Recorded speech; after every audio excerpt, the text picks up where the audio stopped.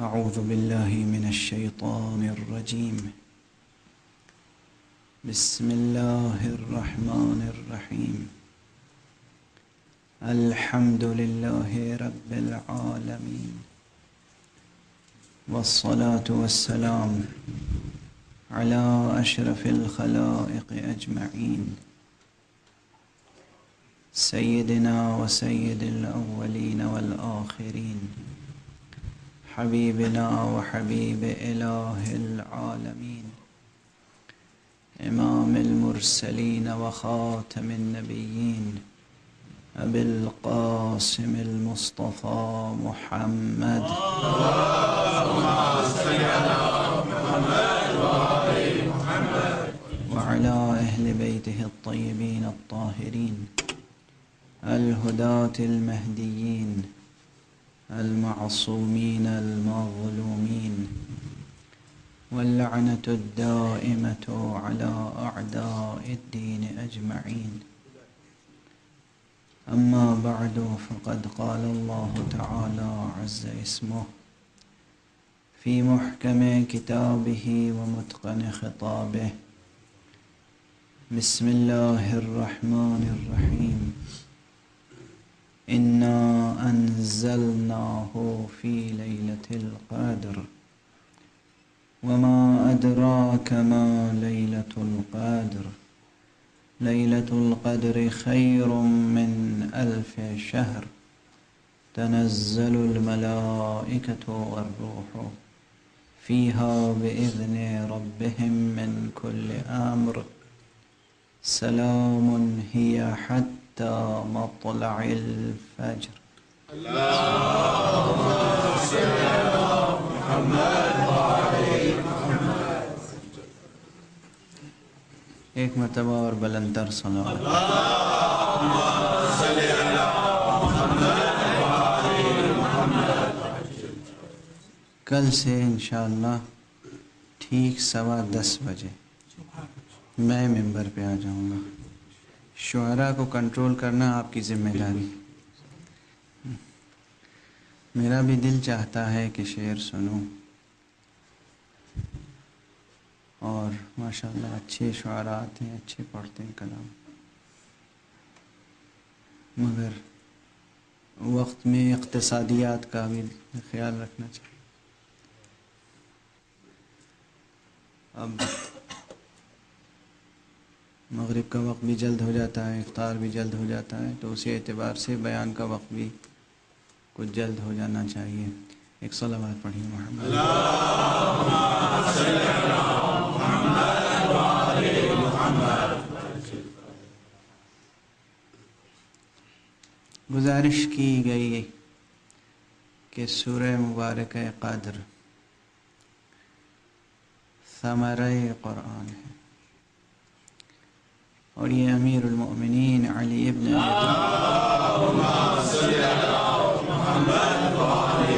علیہ الصلاۃ والسلام کی تعبیر ہے.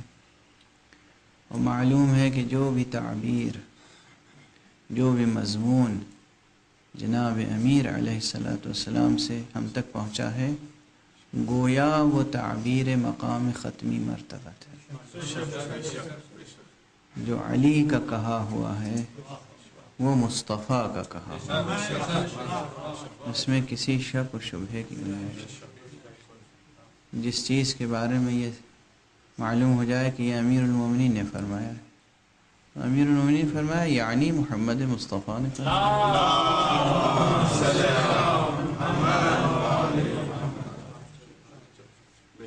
کوئی بھی سلیم العقل، صحیح الفطرت انسان اس حقیقت سے اختلاف نہیں کر سکتا جو میں نے ابھی آپ کے سامنے گزارش کی. بہت سے تھے جنہوں نے حضور کی صحبت کا شرف پایا، مگر ہر ایک کے بارے میں سوچنا پڑے گا کہ ان کا کہا رسول کا کہا ہے یا نہیں. الا علی، علی ابن ابی طالب علیہ السلام نے جو فرما دیا وہ پیغمبر کا فرمایا. اب آپ کی تعبیر ہے کہ یہ سورہ مبارکہ قدر ثمرۂ قرآن ہے۔ میں نے گزشتہ کئی مرتبہ کئی شبوں سے یہ گزارش کی کہ اس کا ایک مفہوم تو یہی ہے کہ یہ عالم غیب و عالم شہود کو ملاتا ہے، حلقہ وصل ہے اور کئی سطحوں پر ملاتا ہے۔ دیکھیے غیب کی بھی سطحیں ہیں، شہود کی بھی سطحیں ہیں۔ بعض حضرات مجھ تک اعتراضات بھیجتے ہیں کہ اس طرح کی بحثیں میں نہ چھیڑا کروں، مگر ظاہر سی بات ہے آپ حضرات کی ذہانتوں پر بھی مجھے اعتماد ہے اور آپ حضرات کی قوت عملی پہ بھی اعتماد ہے۔ آخر یہ عرفان نظری اور عرفان عملی کی بحثیں ہیں۔ اگر یہ طے کر لیا جائے کہ یہ بحثیں نہیں چھیڑی جائیں گی تو پھر اس کا مطلب کہ جو معاشرہ ہے ہمارا کیا ان مضامین اور ان موضوعات کے لائق نہیں رہ گیا؟ مجھے آپ حضرات سے یہ سوء ظن نہیں ہے، مجھے آپ حضرات پہ اعتماد ہے کہ یہ باتیں آپ ذوق سے سنتے ہیں، شوق سے سنتے ہیں اور آپ کے اندر انشاءاللہ عمل کا جذبہ بھی ہے۔ پروردگار یہ جو چند شبیں رہ گئی ہیں، یہ کسی بڑے سے بڑے انقلاب کے لیے بھی ایک لمحہ کافی ہوتا ہے۔ یہ جو چند شبیں رہ گئی نا ماہ مبارک رمضان کی، یہ معمولی نہیں ہے، اسے غنیمت سمجھیے گا۔ آج کی شب بھی شب قدر ہے، یہ جتنی طاق راتیں ہیں یہ سب بطور خاص شب قدر ہے۔ حدیث کا مضمون ہے کہ شب عید بھی شب قدر سے کم نہیں ہے۔ یعنی اگر کوئی شخص شب عید میں کسی وجہ سے مجبوراً عمل نہ کر سکا، نمازیں نہیں پڑھ سکا، دعائیں نہیں پڑھ سکا، احیاء نہیں کر سکا، شب بھر جاگ نہیں سکا، تو شب عید حدیث ہے، روایت ہے، شب عید وہ تمام اعمال بجا لائے جو شب قدر کے اعمال ہیں، پروردگار خصوصی طور پر اس کے حق میں لطف فرمائے گا۔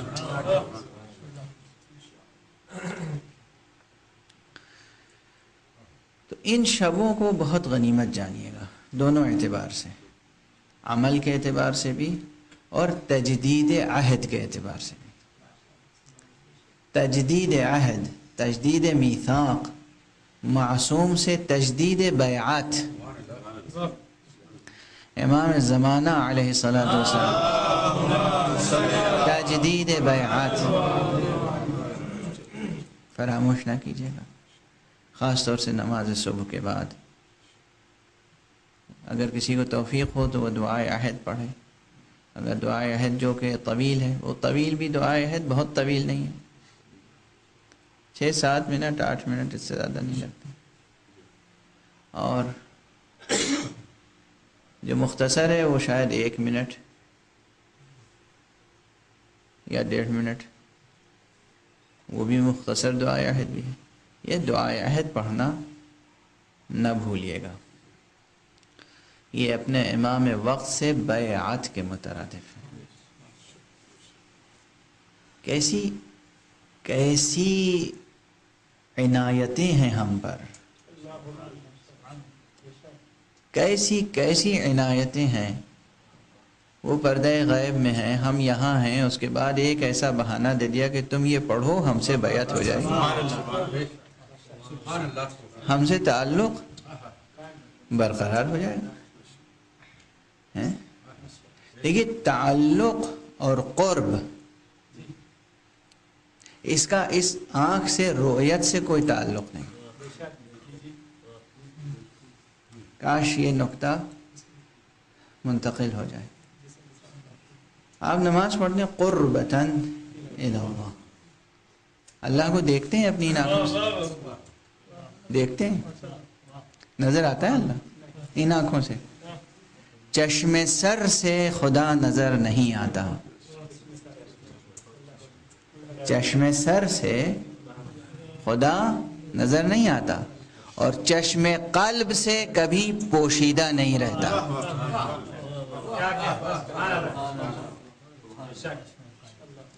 چشم قلب سے کبھی پوشیدہ نہیں رہتا۔ اس نے خود اعلان فرمایا ہم تمہاری شہرگ حیات سے زیادہ نزدیک ہیں. یہ جو شہرگ گردن ہے اس سے زیادہ نزدیک ہے. یہ تعبیر خود حق سبحانہ و تعالیٰ کی قرآن مجید. اب یہ جو قرب ہے ادھر سے تو ہے ہی ہے. ہماری طرف سے قرب کی دلیل کیا ہو سکتی ہے؟ قرب کسے کہتے ہیں؟ قرب کی علامت کیا ہے؟ آپ اردو زبان میں محاورے استعمال کرتے ہیں. ارے صاحب فلاں سے بہت نزدیک ہیں. اس کے کیا معنی ہے؟ ہمیشہ ان کی بریف کیس میں رہتے ہیں ان کے ساتھ ساتھ رہتے ہیں. ممکن ہے کہ وہ کراچی میں رہتے ہوں اور وہ نیو یارک میں رہتے ہوں، مگر کہتے ہیں کہ فلاں صاحب فلاں سے بہت نزدیک ہے. اگر ان سے کوئی کام لینا ہے تو ان سے کہلوا دیجئے. توجہ ہے؟ تو نزدیکی کی علامت کیا ہوئی کہ ان کے کہے پر وہ کچھ کر دیں، یہ نزدیکی ہے.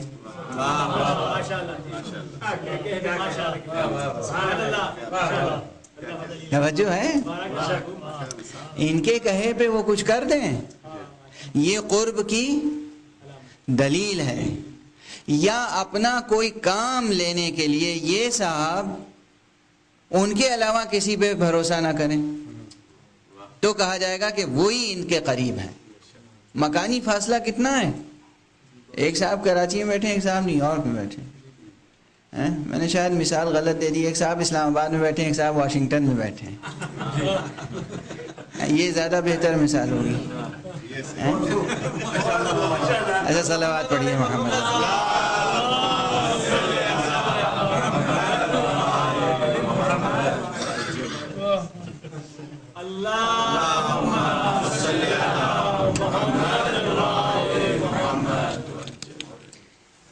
دیکھنا یہ ہے کہ کس کے کہے پہ کون کام کرتا ہے، کون اپنے کام کے لیے کس سے کہلواتا ہے، کون اپنے کام کے لیے کس سے کہتا ہے. کسی کے کہنے سے کسی کا کام کرنا یا کسی کا کام کرنا، کسی کے لیے کام کرنا، یہ ہے قرب کی دلیل. آپ سب اپنے آپ کو تول سکتے ہیں، اپنے رشتوں کو تول سکتے ہیں کہ آپ خدا سے قریب ہیں یا نہیں. یہ دیکھ لیجئے کتنے اس کے کام آپ انجام دے رہے ہیں، اس کے کتنے کام آپ کر رہے ہیں، کتنی باتیں اس کے کہے سے کر رہے ہیں، صرف اس لیے کہ اس نے کہا ہے تو کرنا ہے اور کوئی شائبہ نہ ہو. آنکھوں کا حجاب، ان سے دوستی ہے، ان سے رشتہ داری ہے، یہ ہم وطن ہیں، ہم نہ کریں گے تو کیا ہوگا، یہ معاشرہ کیا کہے گا، کچھ نہیں. صرف ایک جذبہ ہو کہ خدا نے چونکہ کہا ہے اس لیے ہم کر رہے ہیں، یہ ہے دلیل قرب. کوئی دوسرا نہیں آئے گا آپ کی نزدیکی اور آپ کے قرب کو ناپنے کے لیے. آپ کا نفس خود فیصلہ کرے گا. آپ کو معلوم ہونا چاہیے کہ آپ خدا سے قریب ہیں کہ نہیں. پہچان کیا ہے؟ آپ یہ دیکھیے 24 گھنٹے میں خدا، صرف خدا کے کہے پہ کتنا کام کرتے ہیں. کتنا آسان فارمولہ ہے. صرف ایک چیز کا حساب رکھنا ہے کہ خدا کے کہے سے کتنا کام کرتے ہیں. نماز پڑھتے ہیں، عادت سی پڑ گئی ہے نماز پڑھنے کی. جماعت میں شریک ہوتے ہیں، نہیں شریک ہوں گے تو ہمارے پیچھے لوگ نماز نہیں پڑھیں گے. روزہ نہیں رکھیں گے تو جائیں گے کہاں، منہ کہاں چھپائیں گے. میں بڑی بڑی عبادتوں کی بات کر رہا ہوں. خدا نہ کرے ہمارا یہ حال ہو، لیکن محاسبہ بہت سختی سے کرنا چاہیے. اپنے نفس کا محاسبہ بہت سختی سے کرنا چاہیے. قرب کا معیار اگر دریافت کرنا ہو تو کوئی آپ کو نہیں بتائے گا کہ آپ خدا سے کتنے قریب ہیں. صرف یہ معیار ہے کہ کتنے کام آپ خدا کے انجام دیتے ہیں، کتنے کام آپ خدا کے لیے انجام دیتے ہیں، کتنے کام خدا آپ کے سپرد کرتا ہے.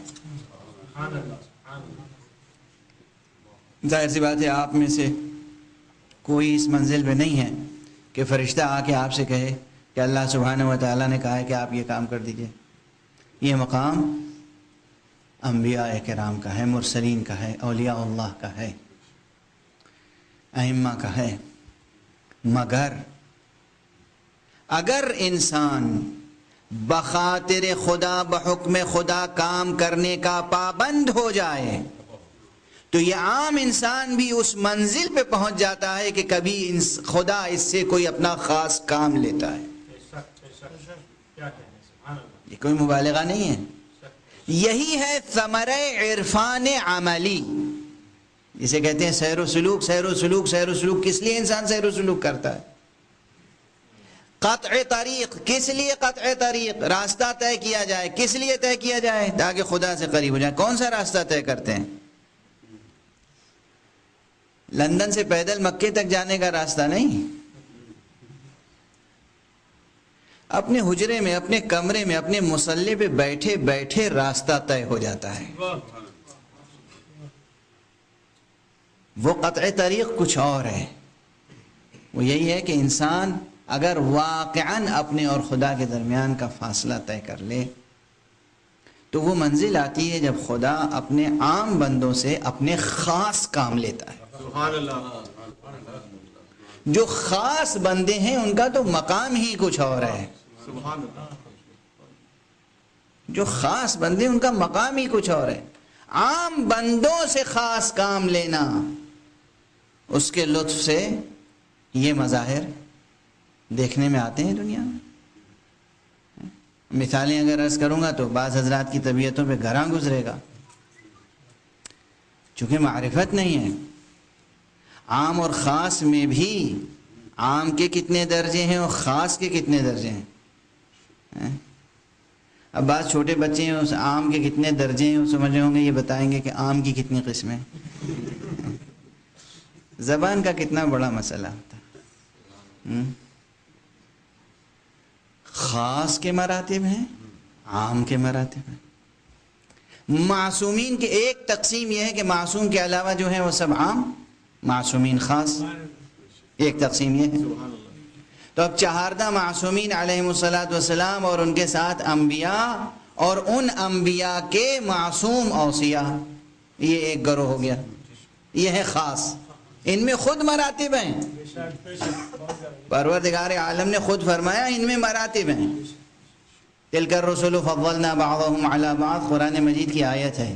اور جب بھی یہ آیت یہ پڑھتا ہوں میں تو میں سوچتا ہوں مسلمان کتنے سادہ لو ہیں۔ جب انبیاء میں مراتب ہیں تو صحابہ انبیاء میں کیا مراتب نہ ہوں گے؟ یہ کیسے سوچا جا سکتا ہے کہ سب کے سب برابر ہیں اور بالکل ایک مرتبے پر ہیں؟ کسی کو آپ کسی پہ فضیلت نہیں دے سکتے۔ اللہ نے بعض نبیوں کو بعض پر فضیلت دی ہے، اور سب سے زائد، ایک سے زائد مقامات پہ قرآن مجید میں، اور سب سے زیادہ فضیلت، سب سے بڑی فضیلت ظاہر ہے کہ اس کی ہے کہ جسے امام المرسلین بنایا ہے۔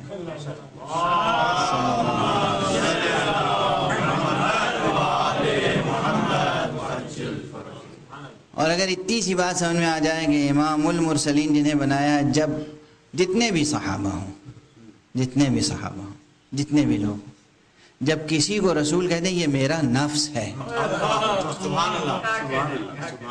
اس کے بعد کسی مقابلے اور مقایسے اور موازنے کی گنجائش نہیں رہ جاتی، اور کسی چیز کی گنجائش نہیں رہ جاتی کہ یہ حدیث اور وہ واقعہ اور یہ دلیل اور وہ دلیل اور یہ حکایت۔ رسول صلی اللہ علیہ وآلہ وسلم امام المرسلین اور خاتم النبیین، جو نفس رسول ہے وہ باقی امام الخلق، امام المؤمنین، امام المتقین، امام المسلمین، امام الموحدین اور خاتم الاوصیاء۔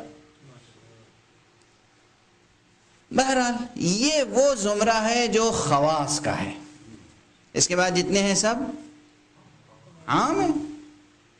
اور ان عام میں کبھی کوئی خمینی پیدا ہو جاتا ہے، آیت اللہ العظمی روح اللہ خمینی، کیا نام تھا، روح اللہ، روح اللہ، روح اللہ نام کے نہیں تھے، پوری امت کے جسد مردہ میں نئی روح پھونک دی۔ ادھر ایک تحریک شروع ہو گئی ہے کہ آیت اللہ خمینی کے کارنامے کو کمتر کر کے دکھایا جائے اور مراجع تقلید کی مخالفت کی جائے اور خامنئی صاحب کی مخالفت کی جائے۔ نعوذ باللہ، یہ نائب امام ہے، یہ برحق نائب امام ہے، اور انہوں نے جو خاص کام کیا 1400 برس میں کسی سے یہ کام انجام نہیں پایا جو آیت اللہ العظمی امام خمینی نے انجام دیا۔ ظاہر ہے جب ہم امام کہتے ہیں تو اس کے یہ معنی نہیں کہ وہ امام معصوم ہے۔ کون کہتا ہے معصوم ہے؟ کوئی نہیں کہتا معصوم ہے، مگر نائب الامام ہے۔ اور خاص طور سے امام خمینی کی تو شخصیت کے اور جہات و جوانب بہت ہیں۔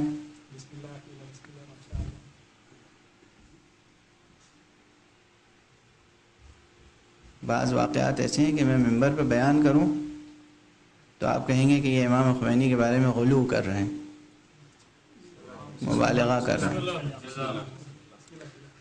جو کمزور اعتقاد کے لوگ ہیں وہ کہیں گے دیکھیے ان کو امام معصوم بنا دیا۔ امام معصوم کا مرتبہ بہت بلند ہے،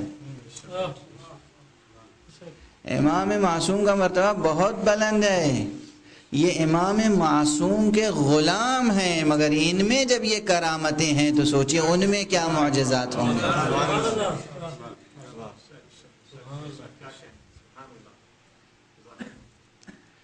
ایک فقیہ، ایک اصولی، ایک متکلم، ایک عارف۔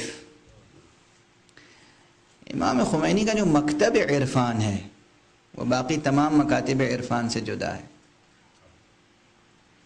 آپ نے صوفی اور عارف کا جب بھی تذکرہ سنا ہوگا تو سنا ہوگا کہ کوئی شخص ہوگا جس کی سفید داڑھی ہوگی، سفید بھویں ہوں گی، سر جھکائے، گھٹنے پہ سر ٹیکے ہوئے یا ٹھڈی گھٹنے پہ ٹیکے ہوئے کسی خانقاہ کے گوشے میں بیٹھا اللہ اللہ کر رہا ہوگا، ہے نا؟ دنیا سے اسے کوئی خبر نہیں ہوگی، دنیا کی اسے خبر نہیں ہوگی، دنیا کی اس کو خبر نہیں ہوگی، اس کی دنیا کو خبر نہیں ہوگی۔ بے خبری کا تصوف اور ہے،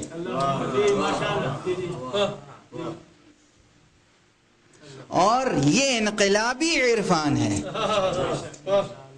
عرفان کے ساتھ ساتھ، تصوف کے ساتھ ساتھ، روحانیت کے ساتھ ساتھ پوری دنیا میں حرکت و عمل کی روح پھونک دی۔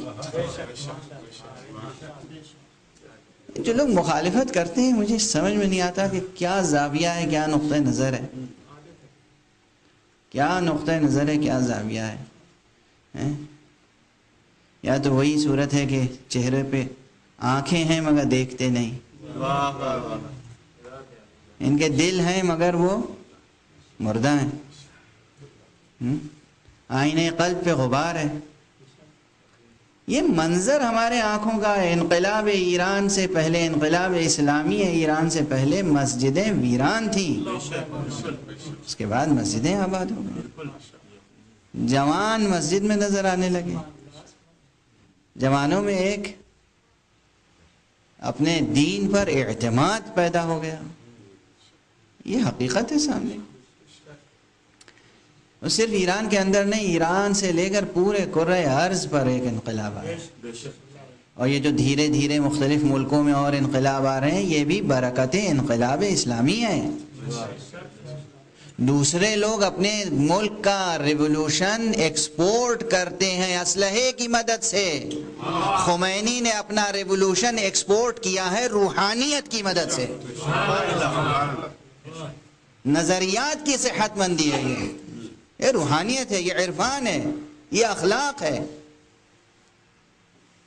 کہ جو مختلف اسلامی ممالک میں ایک زندگی کی لہر نظر آ رہی ہے۔ اور یہ ضرور ہے کہ ظاہر ہے کہ امام خمینی رضوان اللہ تعالی علیہ، کسی سبب سے آج یہ بحث میں کر رہا ہوں، یوں بھی روح کی بحث جب ہوگی تب بھی روح اللہ تک پہنچے گی۔ اس جملے کو بھی آپ مبالغہ نہ سمجھیے گا، آپ سب میں نفخہ الہی ہے کہ نہیں ہے؟ آپ سب میں، مگر آپ اپنے کو کیا سمجھتے ہیں؟ اللہ سبحانہ و تعالیٰ نے آپ کو آدم بنایا ہے، آدمی بنایا ہے، فرزند آدم ہے، فرزند حوا ہے۔ آپ کے جسد عنصری میں، اس مادی بدن میں روح ہے یا نہیں ہے؟ یہ جو روح ہے یہ کیا ہے؟ فَإِذَا نَفَخْتُ فِيهِ مِن رُوحِي، یہ نفخہ الہی ہے، یہ نفس رحمانی ہے، یہ نفس حق ہے سبحانہ و تعالی۔ اس کی قدر کیجئے، ہر شخص کو قدر کرنی چاہیے۔ اگر آپ اس کی قدر کریں کہ آپ کے اندر نفس رحمانی ہے تو آپ کی شخصیت میں اسی وقت انقلاب آ جائے گا۔ انسان اگر اپنی عزت اور قدر و قیمت پہچان لے تو اس سے کوئی گری ہوئی حرکت صادر نہیں ہوگی۔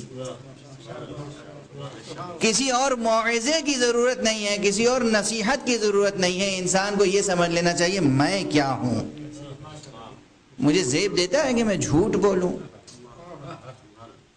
مجھے زیب دیتا ہے کہ میں خدا کی نافرمانی کروں، مجھے زیب دیتا ہے کہ میں خدا کی نافرمانی کروں کسی بھی اعتبار سے۔ یہی ایک مسئلہ آیت اللہ العظمیٰ امام خمینی نے اپنے تمام نظام عرفان و نظام اخلاق میں سمجھانے کی کوشش کی۔ جو ان کی کتابیں ہیں، جو ان کی تقریریں ہیں، جو ان کے پیغامات ہیں، ان سب کو آپ پڑھیے۔ ظاہر ہے 20 جلدوں پر محیط ہے ان کا کام، لیکن جو ان کا مکتب عرفان ہے، لوگ صرف ان کو ایک سیاسی لیڈر کی حیثیت سے جانتے ہیں بہت سے لوگ۔ اصل ان کی حیثیت ایک عارف کی تھی، بنیادی حیثیت ایک عارف کی تھی۔ عرفان کا درس فرماتے تھے، فلسفے کا درس فرماتے تھے، اصول و فقہ کا درس کہتے تھے، اور چند اپنے شاگردوں کی تربیت کرتے تھے۔ ان کے تربیت یافتہ شاگردوں میں سے ایک شاگرد کا نام تھا شہید مطہری۔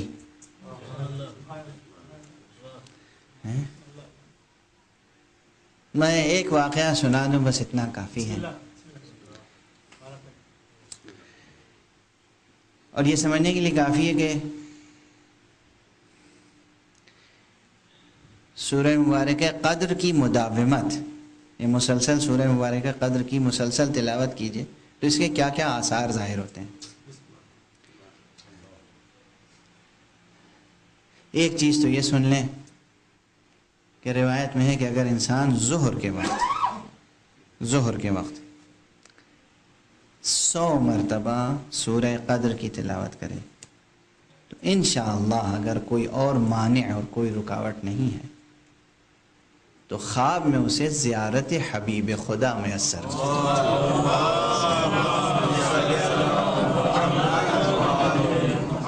پیغمبر محمد مصطفیٰ صلی اللہ علیہ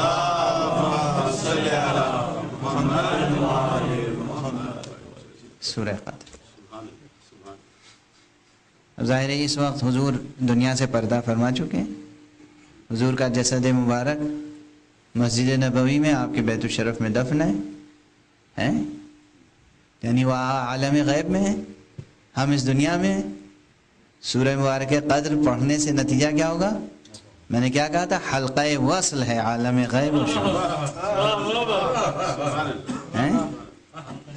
حلقہ وصل۔ 100 مرتبہ سورہ قدر کی برکت یہ ہے کہ انسان خواب میں رسول پاک صلی اللہ علیہ وسلم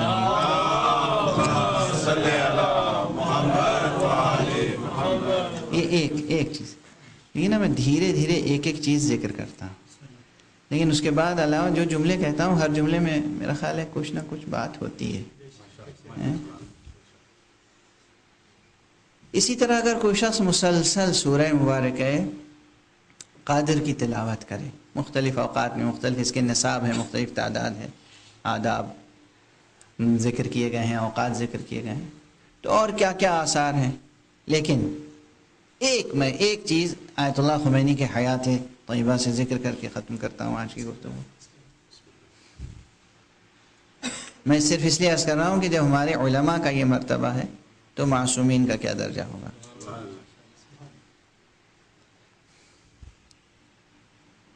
ایک شخص جس وقت آیت اللہ خمینی نجف میں ہوتے تھے مجھے یہ شرف حاصل ہے کہ میں نجف میں ان کے مکان پر اپنے والد مرحوم کے ساتھ حاضر ہوا کرتا تھا. مجھے یہ شرف ہے کہ میرے ان لبوں نے ان کے ہاتھوں کو بوسہ دیا ہے. میں نے بہت قریب سے انہیں دیکھا بھی ہے، سنا بھی ہے، اور وہ ایک زندگی ہی کچھ اور تھی نجف اشرف میں جب ہم تھے. تو ایک شخص ایران سے آیا اور خمس لے کے آیا. مقلد کس کا تھا؟ آقا خمینی کا. وہاں شاہ کی حکومت تھی. آیت اللہ خمینی کو ہر سال لا کے دیتا تھا وہ خمس. انہوں نے کہا کہ یہ خمس لے جا کے آقا خوئی کو دو اور ان سے رسید لے لو اور رسید حفاظت سے رکھنا. حیران کہ مجھ سے کوئی خطا ہو گئی، کوئی غلطی ہو گئی، میں آپ کا مقلد ہوں. ہاں میرے مقلد ہوں، میں ہی تو حکم دے رہا ہوں. میں حکم دے رہا ہوں تم یہ خمس آقا خوئی کو دو، ان سے رسید لے لینا اور رسید حفاظت سے رکھنا. اسے کچھ خبر نہیں کہ کیا ہے. آقا خمینی کے پاس کوئی سی آئی ڈی کا انتظام نہیں تھا، کوئی سی بی آئی اور کوئی کیا کیا ہوتا ہے. سی بی آئی تو ہمارے انڈیا کی کوئی تنظیم ہے شاید. ہاں کوئی آئی بی اور سی بی آئی کچھ نہیں تھا. آیت اللہ خمینی کی زندگی بہت سادہ تھی نجف اشرف میں. کوئی باڈی گارڈ وغیرہ بھی نہیں تھے. وہ اپنے گھر سے نکلتے تھے، پیدل حرم جاتے تھے. میں نے اپنی آنکھوں سے دیکھا. اور ایک شخص ان کے ساتھ ساتھ ہوتا تھا صرف. اگر 2-4 طالب علم ساتھ لگنے کی کوشش کرتے تھے، ساتھ چلنے کی کوشش کرتے تھے، تو وہ کہتے تھے کہ کیا بات ہے، جائیے آپ درس پڑھیے، آپ جائیے. بعض حضرات کی خواہش ہوتی ہے کہ ان کے ساتھ حاشیہ چلے. اسے کہتے ہیں خاک نشینی، اسے کہتے ہیں بو ترابیت، اسے کہتے ہیں خاکساری. میں نے اپنی ان آنکھوں سے دیکھا ہے کہ وہ روزانہ 9 بجے حرم میں جا کر یہ انگلیاں ذریح کے اندر ڈال کر کس طرح دعا کیا کرتے تھے. میں نے اپنی آنکھوں سے. ذریح ہے امیر المؤمنین علی ابن ابی طالب.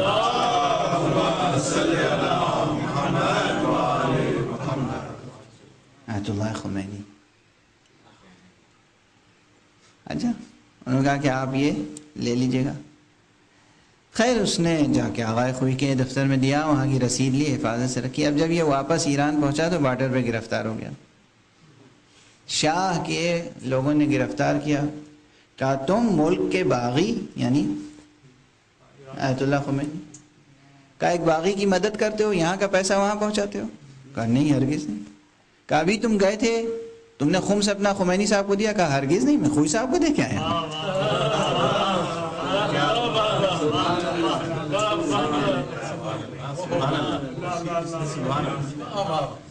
کہا تم مقلد کس کے ہو؟ کہا میں مقلد کسی کا بھی ہوں، میں خمس خوئی صاحب کو دے کے آیا ہوں، یہ رسید آپ کے سامنے.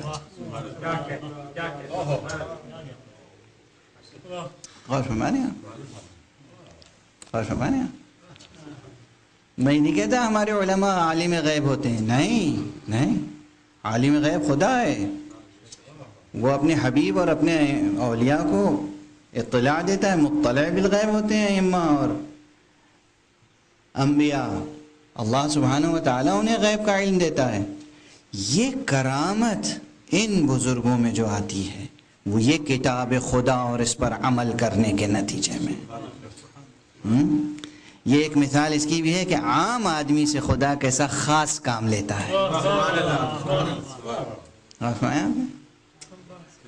حالانکہ اس عام اعتبار سے آیت اللہ خمینی کو عام آدمی کہنا بڑی جسارت ہے، گستاخی ہے. لیکن میں پہلے عرض کر چکا کہ معصوم کے مقابلے میں میں عام آدمی کہہ رہا ہوں. بہرحال خدا ہمیں اور آپ کو سب کو توفیق عطا فرمائے کہ ہم قرآن مجید کو پڑھ سکیں، اس کی تلاوت کر سکیں، اپنی زندگی میں قرآن مجید کو شامل کریں. ہم اپنا شریک حیات بنائیں قرآن کو.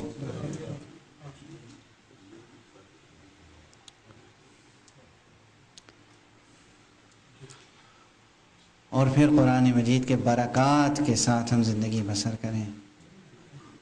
ہم حقیقت توحید کو کشف کریں. مقام ختم نبوت کے وفادار رہیں، مقام ولایت امیر المؤمنین علی ابن ابی طالب علیہ السلام کے وفادار رہیں۔ ہم اپنے آپ کو اور اپنا سب کچھ اس ولایت کی راہ میں قربان کرنے کے لیے ہمیشہ آمادہ رہیں، ہم اپنے امام وقت کی رضا حاصل کر سکیں۔ پروردگار اپنے ولی آخر و صاحب الامر و صاحب لیلۃ القدر کو اذن ظہور عطا فرما اور ان کے ہاتھوں سے اپنی رحمت و رافت و عدالت کا پرچم لہرا دے۔ وآخر دعوانا ان الحمد للہ رب العالمین۔ محمد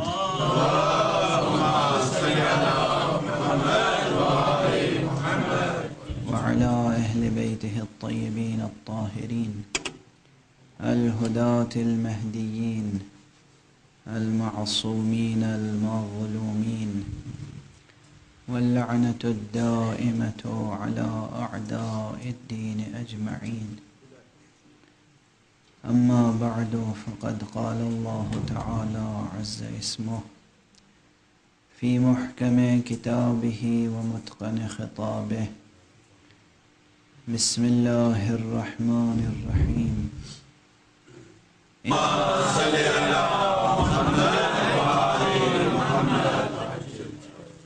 کل سے انشاءاللہ ٹھیک 10:15 بجے میں ممبر پہ آ جاؤں گا۔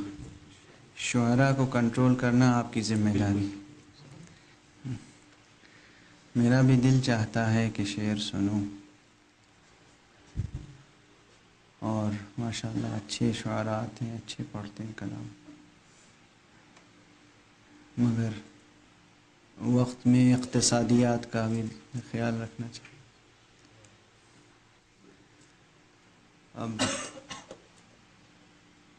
مغرب کا وقت بھی جلد ہو جاتا ہے، افطار بھی جلد ہو جاتا ہے، تو اسی اعتبار سے بیان کا وقت بھی کچھ جلد ہو جانا چاہیے۔ ایک صلوات پڑھیے محمد۔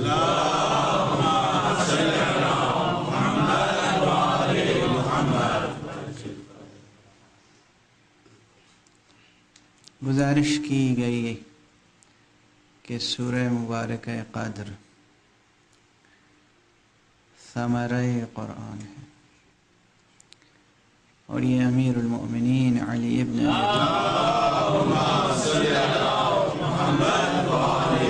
علیہ السلام کی تعبیر ہے۔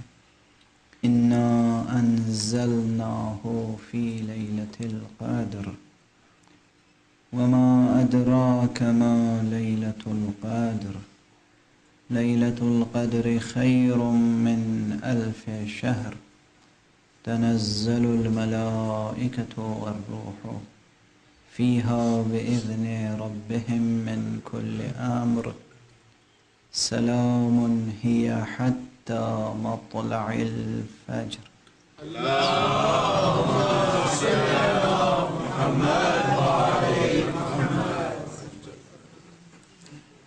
ایک مرتبہ اور بلندر صلوات۔ اعوذ باللہ من الشیطان الرجیم،